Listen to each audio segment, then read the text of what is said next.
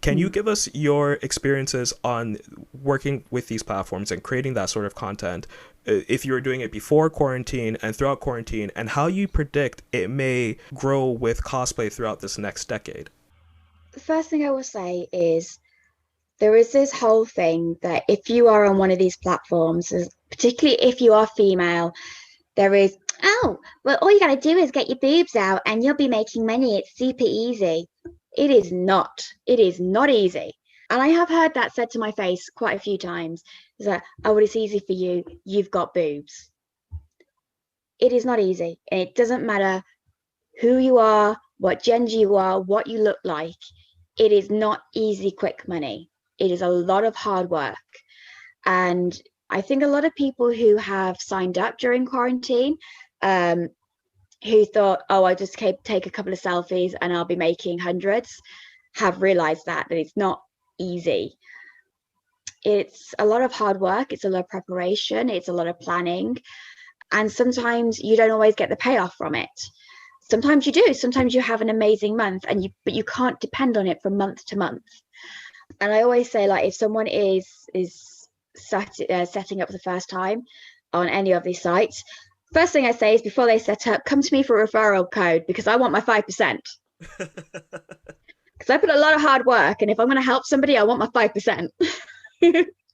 And then once they're set up and they've got approved on these sites, which again isn't always easy. Some of these sites are very much run by robots, and if your ID is slightly off angle, then they won't accept it. Some of them are very difficult to actually sign up to, and some of them actually are very picky on who they have on their sites. There are some out there who will reject you because you just don't have what they're looking for. There's only a minor few of those though. So, once this person is on the platform and they're talking to me, I do like to help them out. I like to tell them a few tricks of the trade that I've found. Some of it works for some people, some of it doesn't work for some people. You will eventually learn how to work your own fan base and be able to get what you want out of it. I do know some people who have started, and like I say, I've realized it's a lot more work than they first anticipated, and it's taken the fun out of it, so they've stopped. And that's okay. For others, they've really flourished. It's something they really enjoy doing, and they are starting to make some real money off of it, and sometimes even more than me. And I do get slightly jealous. Who doesn't? But everybody who is earning anything off of there has put a lot of time and effort into it. I predict, I mean, there's a lot of competition out there. I predict that now things are starting to get back to some form of normality. There'll be a drop in competition. People who were just doing it during lockdowns and during quarantines and things like that, who were just trying to make it for a bit of money, and now they don't have the time to put into it, they will disappear off of it.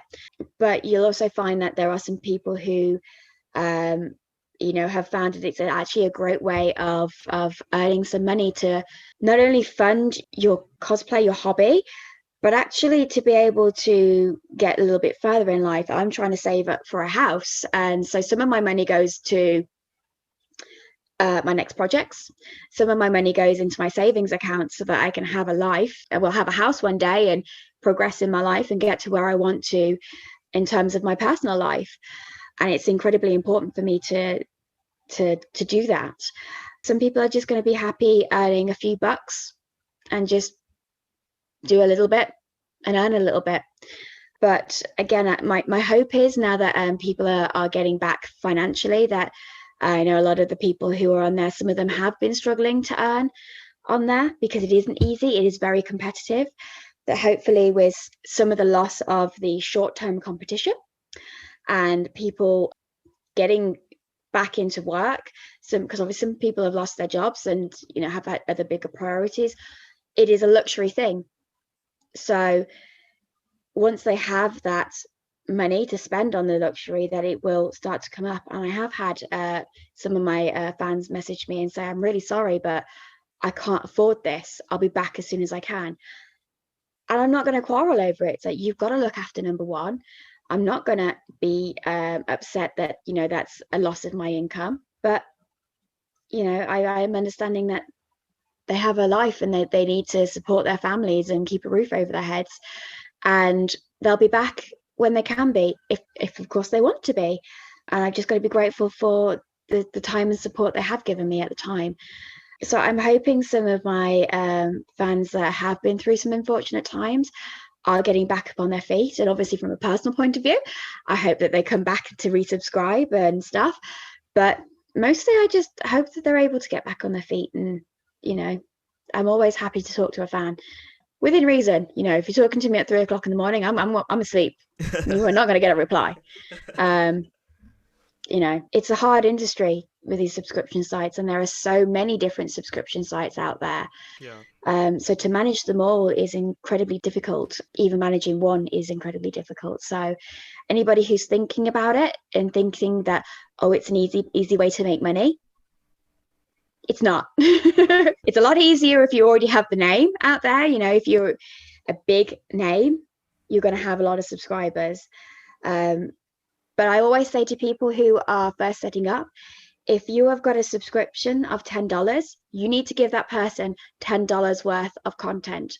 Otherwise, you are not doing them a service. And at the end of the day, if you're not doing them a service, they're not going to come back, no matter how much of a hardcore fan they are. Yeah. They want value for their money. So you've really got to give back to the fan who's out there supporting you to show your appreciation that they're willing to invest their time and their money into you.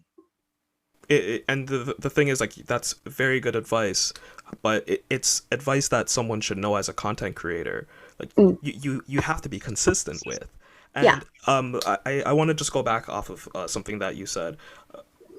Around 2018, 2019, I was helping some friends out with photography. A lot of them were going into like boudoir shoots, or were making content for like many vids, and I would help like with editing or with like set design, even like networking. I find that the attitude and the approach in like 2017, 2018, around there, before the lockdown, you saw people who actually were dedicated and they wanted to put in the effort, and they knew about how much work it would take, especially like you said, managing more than one platform. If you have subscription services across 5 different sites, like that's very, very hard to balance, because every site, as similar as it may seem to a consumer, to the creator, they know the differences. They know that they have to tailor their content to each particular site. There's so much more to it than anyone really tells you, and the sites don't really give you tutorials on how to succeed. They just want you to get on and bring us some revenue. We want to get a percentage of everything that you're doing. And even when OnlyFans became big, a lot of that was people liking the name and the marketing, and they wanted to get in on it. But then they realized after 3 months that, hey, the first month was great, the second month was really awesome, the third month was terrible, and I don't have the energy or even the creativity to keep on putting out content. Sometimes your fans want, like you said, $10 worth of content. They'll put up with you in the beginning, but if you're not putting out $10 worth of content, if you're not working out with a good creative, if you're not communicating with your fan base when it's appropriate, you're going to see those numbers dwindle. And for a lot of people, they're not able to put one and one together and figure out that I needed to be consistent in order to make this work. It's a career just like anything else, and it's in a lot of ways a lot harder to do that like influencer thing, especially when you're starting from ground zero with subscription sites. There's so much to it, and I saw it as someone who is behind the camera. It's a lot of work, and it is a lot of work. I have had some mega months, and I've had a picture go viral. I've suddenly had a lot of people come in, but I know that next month I'm going to lose a lot of people.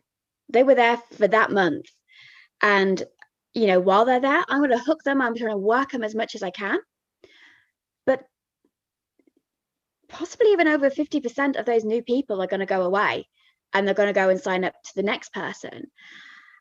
And you might, if say 50 people sign up from one post, you might gain 3 hardcore followers who are going to be there with you because they love what you do. And you've got to be aware of that. And you've got to make sure that it doesn't affect your mental health, because it is heartbreaking when you go, oh my God, I have 50 subscribers, and I've had a great month and everybody loves me, and now I'm down to 5. What happened? And some of it is they just got bored and moved on. Some of it, you didn't supply what they wanted.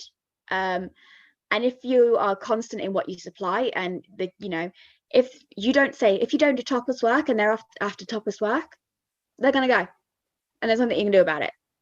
That doesn't mean that you should suddenly like break your boundaries and go and do it just to get an extra bit, because yeah, you might get some of those people back, but then some of them are there because they want hardcore stuff.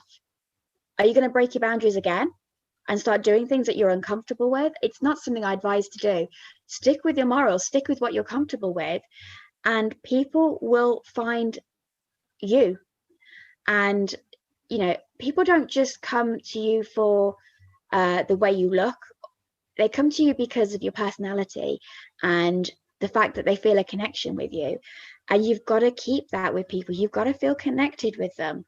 I have fans who have turned into friends, and I will they're having a hard day, and I will say, I'll call you up.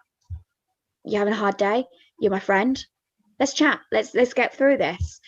And it is a two-way street with being a creator and your fandom. You've got to give to them for them to give to you. You can't just expect things. And it's the same with your creators. You've got to give to them something so that they can give to you. Because if you're not giving each other something, then there's no point to it. People won't work with you unless they feel like they get benefit from it, whether that's benefit of enjoyment of spending time with you because they're your friends, whether it's the benefit of your skills so that they can get great content as well, or whether it's just because you're willing to get involved in something that they enjoy. There is so many reasons to collaborate, and for people to want to collaborate with you is an incredible compliment. Both to if they approach me and want to work with me as a collaboration, that's an incredible compliment. If I approach them, sometimes it's like they come across like, oh my god, this is a great compliment that you want to work with me, and I'm like, I'm just a girl. Yeah. I'm glad you want to work with me. Didn't expect this response. It is all about give and take when you're doing all of this stuff. And I think there are some people who don't realize how much it takes to do all of this, how much time, how much energy, and how much appreciation and gratitude you've got to give to the people who follow you and the people who work with you. Because without them, you're just a person in a costume.